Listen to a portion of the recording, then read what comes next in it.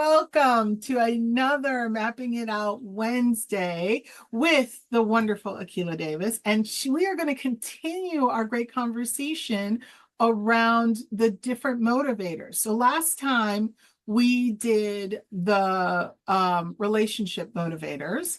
And this time we're going to be talking about the motivators within the achievement cluster. Akila, I'm so excited to be able to do this with you again. How are you feeling today? I am feeling fantastic, and it is great to be with you again, Marie. I've missed you in a week. I know. We were off for a week, so now we're getting back on track. So let's begin with the achievement cluster. So the achievement cluster has three motivators inside of that cluster, as they all do. And so let's talk a little bit about what color does this cluster represent and what does it mean? And then let's dive into the three motivators. Okay, just to recap a little bit about the achievement cluster, it is red Mhm. and it represents being in the present. Remember, we said the Yeah. growth was in the past. So the achievement cluster is definitely in the present. It's what we do, I want to say for work, but it's not just work for money. It's working for satisfaction. So you could be doing volunteer work, and these things would still apply if you have one of the achievement clusters as part of your top three. Hmm. So let's start with the first one. It is called the director. And the director is about responsibility, which means that they put a lot of stock of being control of the resources. It could be people, it could be finances, it could be those things. But if they are going to be responsible, it is something that they need to control. Mhm. Okay. And you will find a lot of directors in leadership and management positions. They seem to gravitate towards that. I'm also sure that people who are listening can identify with the micromanager. And the reason for that is not what a lot of people think it is. The micromanager is a director who has a very high intensity in that one um, dimension. Mhm. And the reason why they tend to micromanage and they don't delegate as often as they could, it's because they take such responsibility for their work. They see it as an extension of themselves. And because of that, anything anybody puts out, any one of their team puts out, it's part of who they are. And for many of these managers, delegation and not micromanaging is a learned behavior. So they Yes. really have to work hard to They have to learn work at it. how to delegate. And I have spoken to many of them who says, yep, I've worked at it. CEOs, yep, I've worked at it. But I have to, ever so often, I can feel it sneaking through. So I have to pull myself back. I love that. When we first learned about the director in the class that I took last year, I think it was, Yes, it was. um, I don't know why, but the image of a movie director always pops into my head when I think of the director. Well, a lot of people do that because that's where we hear directors about. But Mhm. a director in reality is somebody who is telling people what to do, where to sit, where to stand, when to move. So it's the same thing. Yeah, it's a It's movie just director. yeah, in an Yeah. office environment, it's telling them what to do and in some cases how to do it. Yes. Yes. But on the other hand, like I said, if you have a high intensity, that would be true. Mhm. If you have a medium intensity, which means high intensity, of course, means it's above 30. Mhm. Medium intensity means it's between 29 and say 25. And they are much, much more flexible. Okay. As you get lower down that scale, it's a motivation up until it hits 20. And Mhm. when you get to that 2022 position, it is that you're working with somebody who's very flexible. Hmm. Okay. They don't have to have the control. They like to have it. They know they have it, but they can be more collaborative. But you have to tell them and you have to prove yourself that you are good at what they do. It's a matter of trust. So when I talk to directors, I say, here's one of the reasons why many managers burn out is because they feel responsible for everything that's going on. And if you want to be a truly good manager, because a manager's job is to develop the people that are reporting to him or her. Okay. Yeah. And if that is part of their job, by training them, by giving them the opportunity to make mistakes, and then talking to them about the mistakes. You don't let the mistakes leave the department, but you talk to them about it. Mhm. Okay. So they are learning from it. And what that does is it takes so much pressure off the manager. He can become part of his team now rather than this person up high who's saying, do this, do this, do this. And I'll tell you, a manager who can delegate well and has a good communication style with his people is worth his weight or her weight in gold. Yeah, absolutely. It's really interesting because we think of director and we automatically assume it's about control. And I love how you said it's really more about responsibility. Of course, it's control, but the control comes from the sense of responsibility Ability, for yes, the work for the people. So it's really, when we think of directors, it's really about responsibility. it is. And that's one of the reasons we say that there is no bad motivational dimension. Mhm. They each have a purpose. And if the behavior seems extreme, it's because of something that is in the definition of that motivational dimension that is driving them. And this one is responsibility. Yeah, that's So, wonderful. and you will find people who are children who feel very responsible for their elder parents would tend to be more directive, Mhm. you know, and parents have to rein them in because if the parents give in, it makes it much easier to be more directive because you think, hey, it's okay. They haven't said anything. So there is that. And then we have between 20 and 9, like 19 and 9, is Mhm. where we have it's not a motivator. But so if you're in that area, you want to be more collaborative. Mhm. The lower you are on that scale, like I would say 15 to 19, you can direct if you have to, but you prefer to work in a more collaborative fashion. And then as you drop down, you get to the point where if it's under 10, you don't even want to be a manager. You don't want to be in that position. You don't want to tell people what to do. So it's the opposite of what's on top. Mhm. Right. And that is what is so fascinating about this because you'll see people who are saying, and there's other things about that too. If somebody is under that 10 line, it's not only they don't want to be managed or they don't want to manage, they quite often don't respect people who they see as bossy. Mm.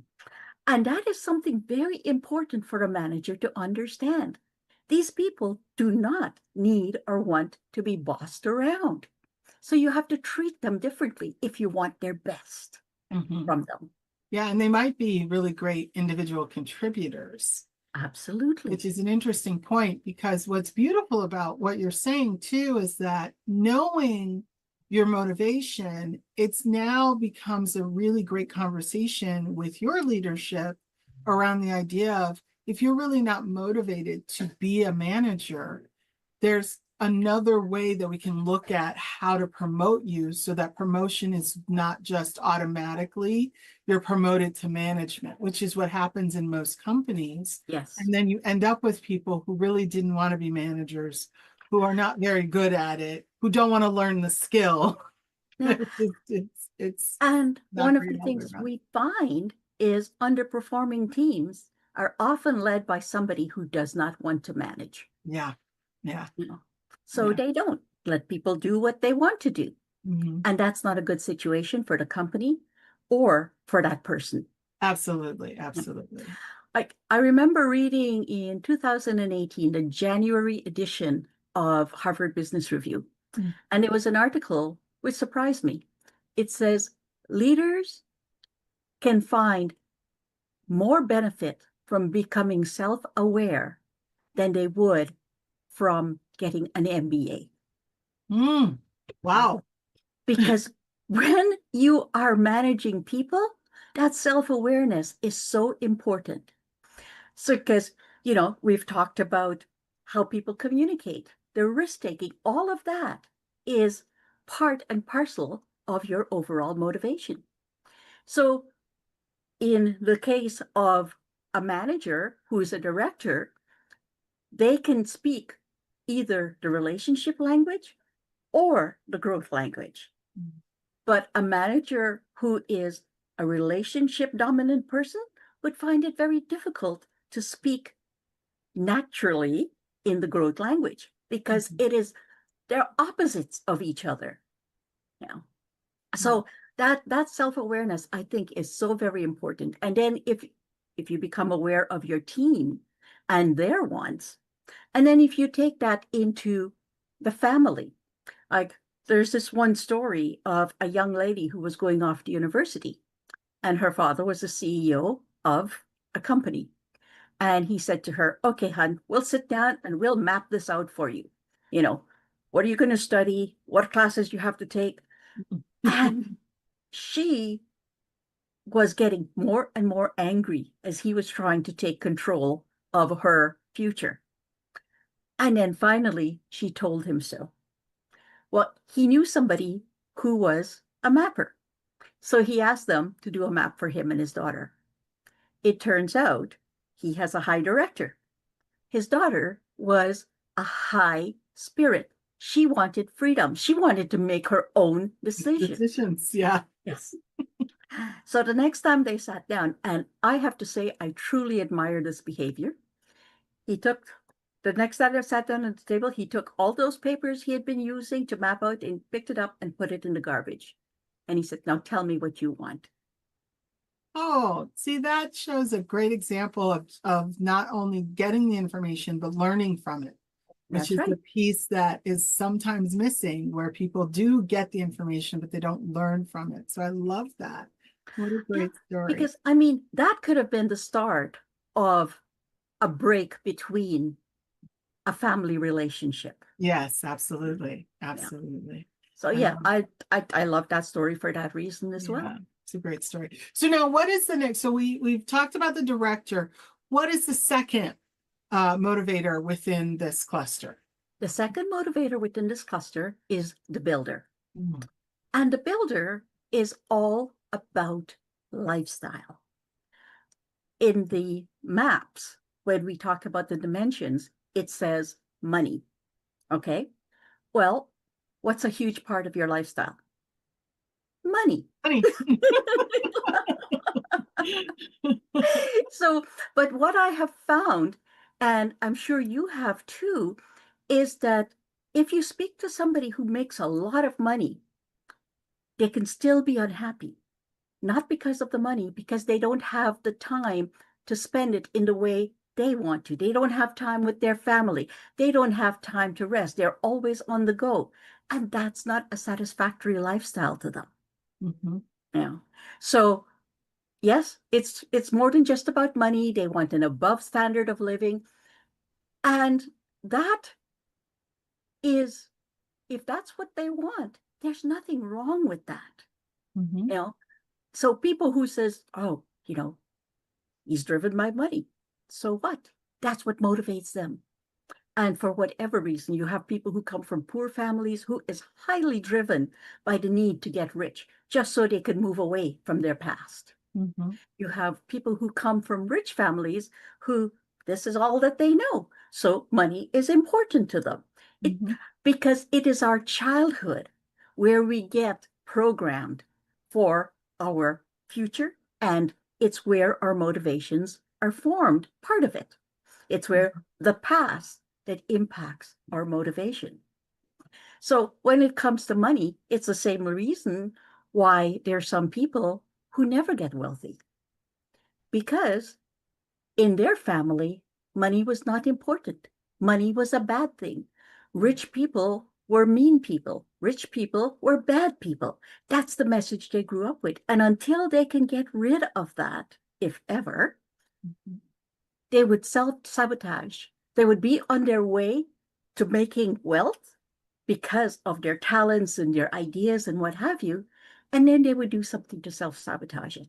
Mhm. You know, I didn't know that about myself until I did. And I was stunned that I was self-sabotaging. I'd get to a certain point, and then I would do something to thank it. Usually, I would start something new.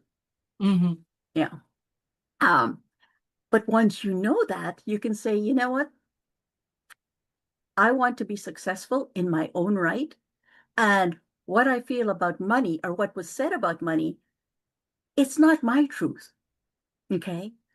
I would handle my money differently. I have, and that is what matters.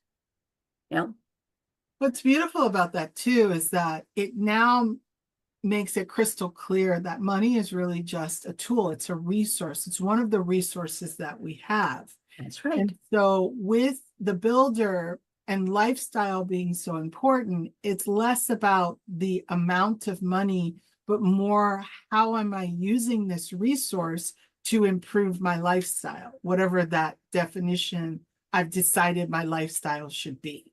Well, here's I think here, this is something that I didn't know, is that freedom or the spirit is a very high motivator of mine. It's a core one. It's been there for as long as I can remember. Mhm. And if you want true freedom, you have to have the money to support that. The more money Right. you have, the more choices you have. Absolutely. Yeah, Yeah. that's absolutely true. Choices of what to do with that money, where to go, who to help. And Mhm. without money, you can't help half of the people you want to. Yeah. So you define what money means to you and what you're going to be doing with it. And it can change your money beliefs and move it up from the bottom of the list to the middling. That's fine. You can move it into the top three. That's fine too. Again, no right or wrong. I love that because that gives me a thought about an experience I had recently with someone that has. So, as you were talking about the directors, Mhm. the number of that motivator, if it's a high motivator or a very low motivator, if it's below 9, it can also become, as you said, can become something that someone actually sees as a negative, in other people if they see, for example, that builder. Mhm. And I was working with someone who had that. They had it as their last motivator, and it was, if I remember correctly, I think it was like a 5. Don't quote Mhm. me on that. I think it was a 5. It may not have. It may have been like a 6 or something like that, but it was very low. And what was really interesting is having this conversation with the person, and that person happened to have very high growth motivators, which we'll talk about next week, what those are. Mhm. But their searcher was very high. And so with that, just to be able to have a conversation around, in order to do the things that you want to do and to achieve the goals you want to achieve, money is a resource for that. And I think I might have said that offhandedly, to be honest with you, in the course of the Mhm. conversation. And then a few weeks into our sessions, they brought that back up and said that that actually helped them begin the journey of unblocking their money block, Yeah. because they really did believe money was the root of all evil. And just being able to think about money as a resource began to sort of expand their thoughts. So when you said that, it reminded me of that particular Yes. client situation. And especially if you're a searcher, you want to make a difference. Yeah, they were all about Yeah. making a difference. It Difference. was Yeah. really important. So I just thought it was interesting. So it's just another example of just that ability to be self-aware, that you again begin to rethink, because you have that awareness of yourself, to Hmm. begin to rethink how you're viewing things. And so that, again, going back to the point, none of these motivators are negative. They Hmm. just are. It's how we're wired as Yes. people. And sometimes it's how we're wired in that moment. It's what our needs are in during that period of time in our lives. Yeah. And that is what makes motivation so different from any psychometric or personality profile. Mhm. Personalities may change from the things we've learned in our life, but very little. The shift is very small. Yeah. Motivations, on the other hand, can shift dramatically and it can change your life. Yeah, absolutely. I love that. All right, so moving on to our third and final motivator in this cluster. What is our last motivator? Our last motivator is the expert. Mhm. And the expert is absolutely fascinating to me because the expert likes to be the person in the room who knows all about whatever his or her topic is. Mhm. Why they fascinate me is because they are not gathering information for power. They gather information to share. That is why you will find a lot of academics are experts. You Mhm. know, you will find a lot of coaches who are experts, Mhm. a lot of, anybody who wants to share what they know. They will gather information as long as they could hold it out to somebody and says, here, this may be able to help you.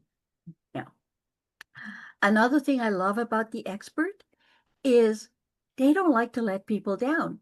And that's part of the reason they want to be as good as they can be. Because you think about it, if your motivator is that I don't want to let people down, you don't want to give false information. Mhm.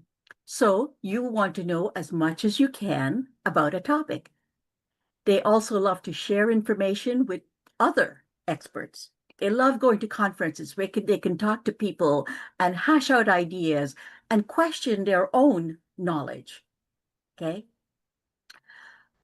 There's one thing about the experts that they have to learn, and this is their learned behavior, is when somebody says something that is not, when they have done something they don't consider quite right, or they have said something that they feel, oh my God, I shouldn't have said that. I don't know that for sure. Or Mhm. I've made a mistake in this, because you find a lot of engineers as well who are in the expert, the tech people, things Yes, like that. very much so. And they hate to make mistakes. And when they do, oh my God, can they beat themselves up? You know, they will walk all over themselves and they will come up with a solution because they can't stand not having whatever it is they think they did corrected. Mhm. Okay. And I said they think they did because most people don't even notice it, but they do. Yeah, it's an interesting situation where it's almost like you get stuck in a loop until you fix the loop. Exactly. It can become an obsession. Yeah.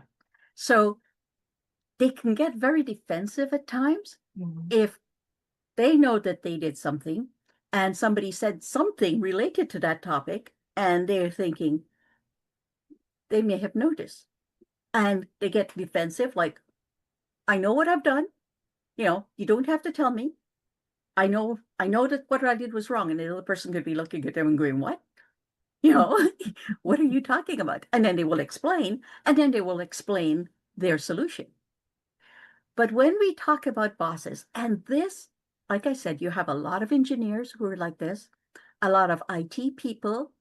And if you have a boss who is a high expert, they set very high standards for themselves.